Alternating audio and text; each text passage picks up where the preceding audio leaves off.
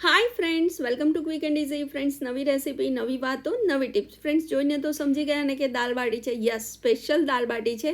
અને આ જે તમે રેગ્યુલર ખાતા હશો ને એ નથી, એનાથી કંઈક ડિફરન્ટ છે. જ્યારે હું હિંમતનગર રહેતી હતી ને ત્યાંથી હું આ દાલ બાટી શીખી છું. અને મેં જેટલાને ખવડાવીને એટલાને અમારી દાલ બાટી બહુ જ ભાવી છે. તો આ રેસીપી હું તમારી માટે શેર કરી રહી છું ફ્રેન્ડ્સ. અને બાટી આપણે એક બે નહીં, 3 અલગ અલગ રીતે હું તમને બનાવીને બતાવીશ. અને તમને જે રીતે ભાવે ને એ રીતે બનાવજો અને એને તમે ટેસ્ટ કરજો. ફ્રેન્ડ્સ, આ રેસીપી એટલી સરસ બનશે ને કે તમે જો એકવાર ટ્રાય કરશો ને તો પછી તમને આ ચોક્કસથી ભાવશે. તો ચલો, એક નવા જ પ્રકારની બાટી શીખવા રેડી થઈ જાઓ. તો ચલો, એના માટે આપણે કિચનમાં જઈએ. તો સૌથી પહેલાં ફ્રેન્ડ્સ, મેં આ એક વાડકી જેટલી એટલે લગભગ 100 ગ્રામ અડદની દાળ છે.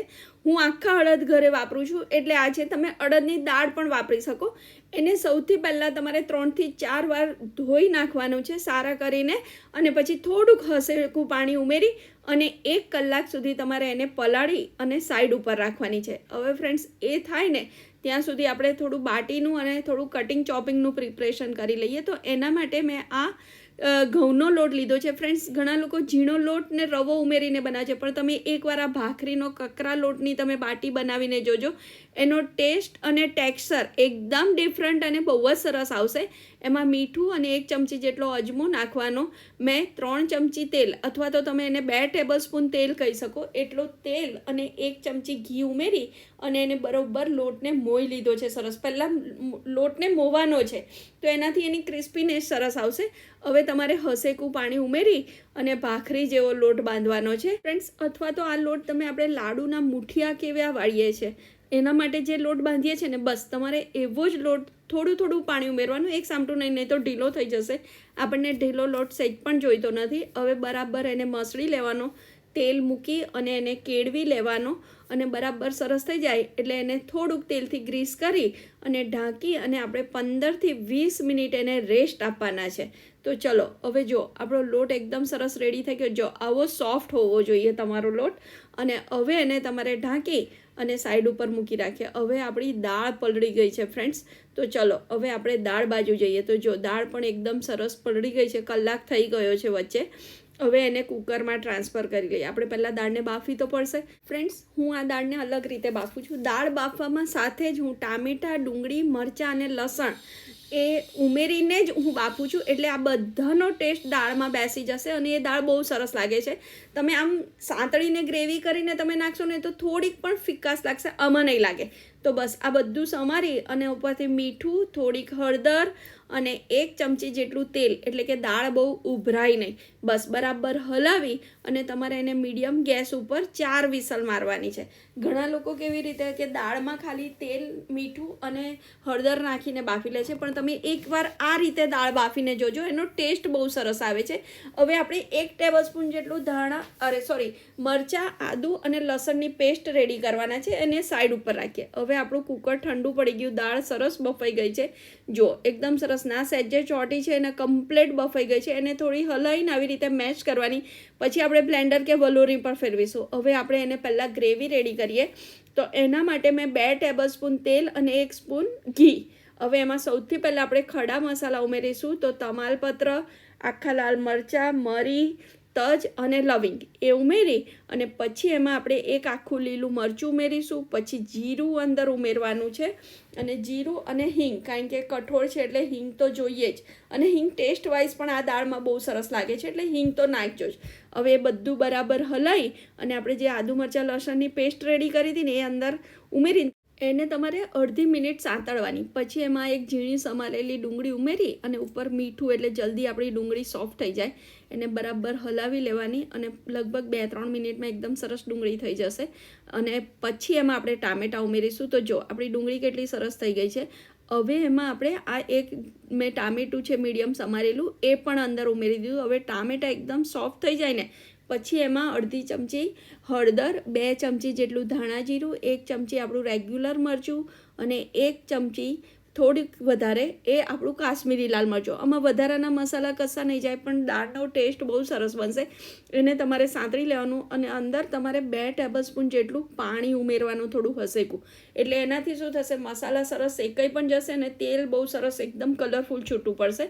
તો હવે એને થવા દો થોડી વાર. હવે જો આપણી દાળને હવે અંદર કન્સિસ્ટન્સી સેટ કરવા માટે આપણે અંદર પાણી ઉમેરી રહ્યા છે, કારણ કે હજુ આપણે એને વલોવાની પણ છે. તો મેં તો વલોણીથી વલોવી છે, તમે બ્લેન્ડર પણ ફેરવી શકો. જો હવે આપણી આ ગ્રેવી કેટલી સરસ થઈ ગઈ છે, એકદમ લાલ ચટક કલર આવી ગયો છે કે નહીં. તો બસ, તો આપણી ગ્રેવી રેડી થઈ ગઈ છે ફ્રેન્ડ્સ. હવે એ ગ્રેવીમાં આપણે દાળ ઉમેરવાની છે. જો કેટલો સરસ ગ્રેવીનો કલર આવ્યો છે. હવે એમાં દાળ ઉમેરી દો. બસ, હવે દાળ ઉમેરી અને પહેલાં તમારે એને બધું બરાબર મિક્સ કરી લેવાનું અને તમારે સાઈડ ઉપર થોડું હસેકું પાણી તૈયાર જ રાખવાનું. એ અંદર આપણે કન્સિસ્ટન્સી સેટ કરવા માટે ઉમેરીશું. જો તમે ઠંડુ પાણી ઉમેરશો ને તો એનું ટેમ્પરેચર એકદમ ડાઉન જતું રહેશે, ફરી એને ગરમ થતાં એટલી જ વાર લાગશે. તો એના કરતાં તમે થોડું પાણી હસેકું રેડી હોય તો તમારું આ કામ ફટાફટ થઈ જશે. હવે તમને જેવી રીતે તમને પાતળી જે રીતે જોઈતી હોય, જાડી જે રીતે કન્સિસ્ટન્સી જોઈતી હોય એ રીતે તમારે પાણી ઉમેરવાનું. હવે ચલો બાટી બનાવીએ. તો જો આપણે લોટ પણ 15-20 મિનિટ પછી એકદમ સરસ થઈ ગયો. જો પહેલાં કરતાં થોડો હાર્ડ થઈ ગયો ને, પેલો લોટ પાણી પીધું ને એટલે થોડોક ફૂલ્યો. બસ, હવે એને એક અડધી મિનિટ આવી રીતે મસળી અને હવે આપણે બાટી બનાવીશું. આપણે 3 રીતની બાટી બનાવવાના છે ફ્રેન્ડ્સ.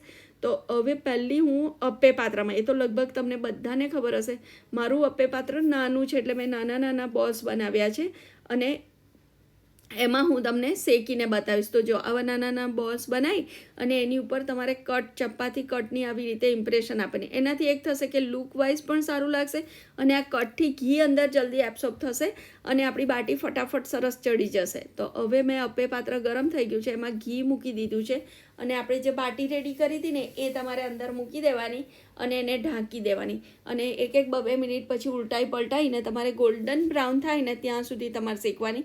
પહેલાં 1-2 વાર થોડું ઘી લગાવવાનું, પછી ઘી લગાવવાની પણ જરૂર નહીં પડે અને તમારી બાટી એકદમ સરસ ને ક્રિસ્પી થઈ જશે. ફ્રેન્ડ્સ, મારી બાટી નાની હતી, નાની સાઇઝની છે ને, એટલે લગભગ મને 9થી 10 મિનિટ લાગી શેકાતા, કારણ કે ગેસની ફ્લેમ એકદમ સ્લો ઉપર આપણે શેકવાની છે.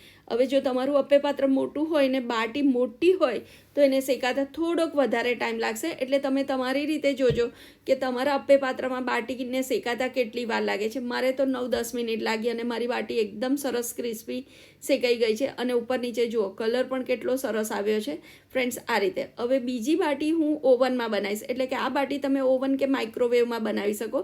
તો 180 ડિગ્રી પર મેં પ્રીહીટ કરી દીધું છે મારા ઓવનને, અને જો તમે માઇક્રોવેવમાં બનાવો તો પણ તમારે એને 180 ડિગ્રી ઉપર પ્રીહીટ કરી લેવાનું. બસ, હવે એને થોડું તેલ લગાવી અને આપણી આ બાટીને ગ્રીસ કરી લેવાની, એટલે એનાથી કલર સારો આવે.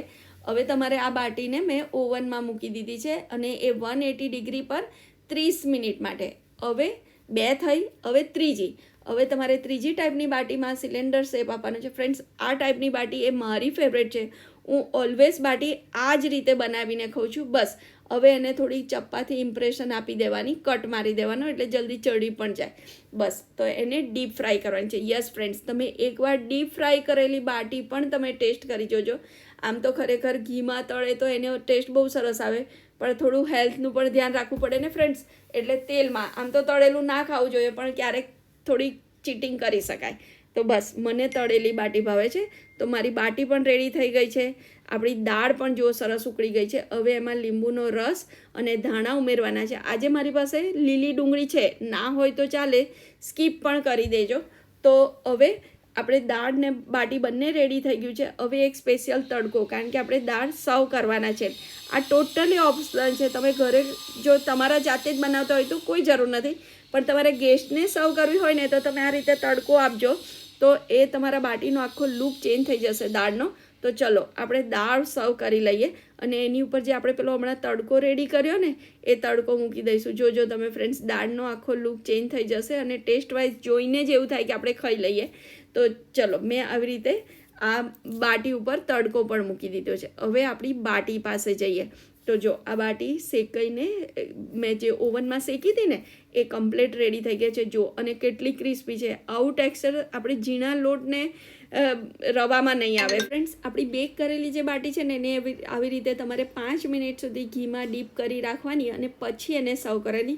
પણ મને તો તળેલી ભાવે છે એટલે હું તો ઘીમાં ડીપ નથી કરતી, હું ઉપરથી ઘી લઈશ.